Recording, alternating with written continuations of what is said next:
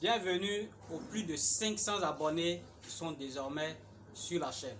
Oui, c'est une information, nous sommes plus de 500 personnes désormais à suivre la chaîne. Et cela mérite beaucoup de remerciements à tous ceux qui prennent la peine de suivre le contenu que nous faisons.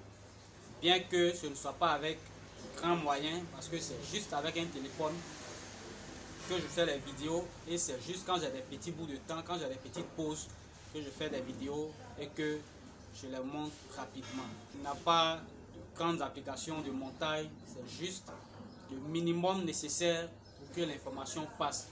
Donc je vous dis merci et je vous recommande de rester abonné à la chaîne parce que on est encore qu'au début, on a un métier à valoriser, on a une communauté à bâtir et puis je crois que c'est à nous de donner de la valeur à ce que nous faisons et à ce que nous voulons faire. Bienvenue sur la chaîne Mon Métier. Ici on parle d'entrepreneuriat, on parle de business, on parle des métiers et nous parlons principalement du pressing parce que c'est le sujet qui a pris le dessus. Voilà, et ce qui fait que on parle du pressing de façon générale. C'est vrai que j'ai beaucoup de questions en suspens, des questions auxquelles je dois répondre. Il y a notamment la question de Jennifer depuis Paris, je crois, à laquelle je dois répondre.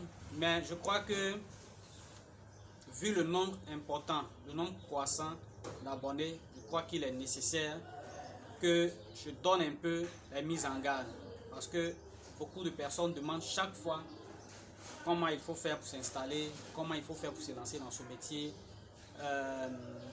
comment se former, et puis beaucoup d'autres questions. Donc, je crois qu'il est important, déjà à ce stade-là, voilà, avec plus de 500 personnes qui suivent, que je dise ce qu'il ne faut pas faire dorénavant, avant que vous pensiez faire le pressing, avant que vous ne décidiez de mettre votre argent dans le pressing. Parce que vous allez trouver que ce que vous allez faire, sinon ce que vous faites ne marche pas, ne fonctionne pas, n'est pas rentable. Voilà, je vais donc prendre ça sur deux types de personnes que je rencontre sur la chaîne et qui me posent régulièrement des questions en ce qui concerne comment faire le pressing. Et donc, la première catégorie de personnes que je vais traiter aujourd'hui, c'est des personnes qui sont totalement libres et qui veulent s'installer dans le métier. Parce que sachez qu'il y a également des personnes qui ont déjà une occupation, qui ont déjà un autre travail et qui veulent faire le métier. Alors, comment ces personnes-là doivent s'y prendre? Donc aujourd'hui, on va prendre la première catégorie, c'est-à-dire ceux qui n'ont rien à faire et qui veulent investir dans le métier de pressing. Ceux-là, on va parler de leur cas aujourd'hui. Ainsi donc, pour vous qui voulez vous lancer dans le métier de pressing, ce que je peux vous dire de ne pas faire, parce que je le dis comme ça pour que vous compreniez, ce que je vais vous dire de ne pas faire, c'est de penser déjà que c'est quelque chose qu'on peut faire à temps partiel. Parce que je vois très souvent des gens qui ouvrent un pressing ou une blanchisserie et qui pensent qu'ils vont travailler le matin, puis à midi, ils vont fermer, ils vont aller se reposer, puis ils vont revenir à 16 h, ils vont ouvrir, puis ils vont travailler un peu.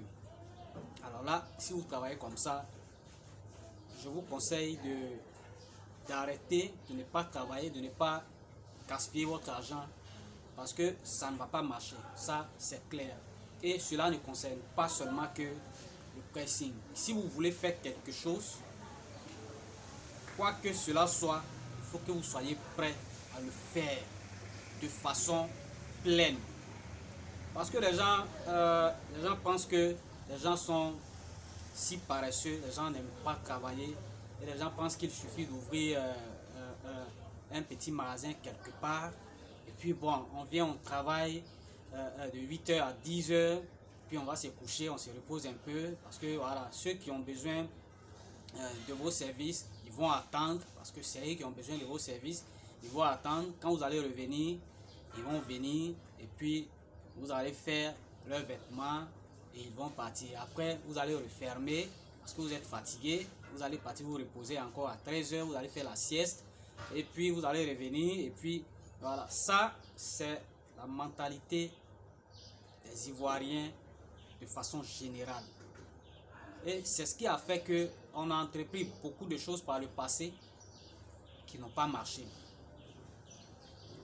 C'est comme ça la plupart des jeunes Ivoiriens voient le travail. Et ce n'est pas seulement que le pressing.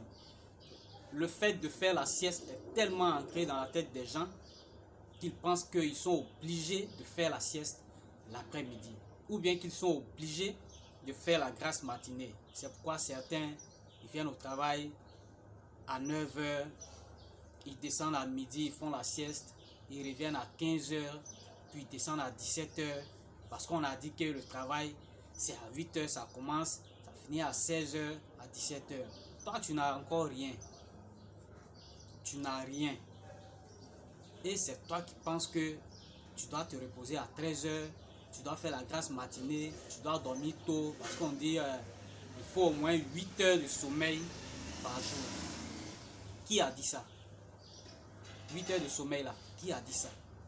Ça, c'est quand on a l'argent qu'on peut se permettre d'avoir 8 heures de sommeil par jour. C'est quand on a déjà l'argent qu'on peut se permettre de faire la sieste. C'est quand on a déjà l'argent qu'on peut se permettre de faire la grasse matinée. Allez vous renseigner auprès des hommes les plus riches du monde. Vous comprendrez que c'est ceux-là même qui sont les premiers à arriver à leur service et ils sont les derniers à partir de leur service. Donc, si vous voulez faire quelque chose, si vous voulez investir, je crois qu'il faut que vous sachiez que vous devez être prêt à investir. Dans le cas contraire, ne gaspillez pas votre argent, prenez votre argent, buvez votre bière tranquillement, amusez-vous, et puis le jour, il n'y a rien, vous vous asseyez tranquillement, vous n'emmerdez pas les autres. Et je crois que cela ne s'applique pas seulement que dans ce métier. Si vous voulez entreprendre et que vous pensez qu'il est obligatoire de faire la grasse matinée, qu'il est obligatoire de faire la sieste à midi, et que le travail au-delà de 17 h, on ne doit pas le faire, je pense que allez-y devenir fonctionnaire simplement. Et puis voilà. Puis là c'est sain parce que là vous descendez à midi, vous descendez à 16 h, vous pouvez vous absenter parfois de façon régulière. Voilà. Donc là ça peut marcher. Mais dans l'entrepreneuriat, c'est que moi je sais que ça ne marche pas dans l'entrepreneuriat. Voilà, merci à vous donc d'avoir suivi la vidéo. Prochaine vidéo, on va parler de la deuxième catégorie. La deuxième catégorie, celle-là qui englobe tous ceux qui sont déjà soit fonctionnaires ou qui travaillent déjà dans une société de la place et qui veulent investir soit simplement dans le métier du pressing ou bien qui veulent investir d'abord dans le métier de pressing et abandonner plus tard le poste qu'ils ont, soit dans la fonction publique ou dans l'entreprise dans laquelle ils sont et qui pensent se consacrer totalement à l'investissement qu'ils vont faire. Donc c'est une cible très importante. Je vous demande de ne pas rater la prochaine vidéo, tout cela parce que ça va être très important. Je vais vous donner vraiment ce qu'il faut faire pour que ça puisse marcher dans ce genre de conditions.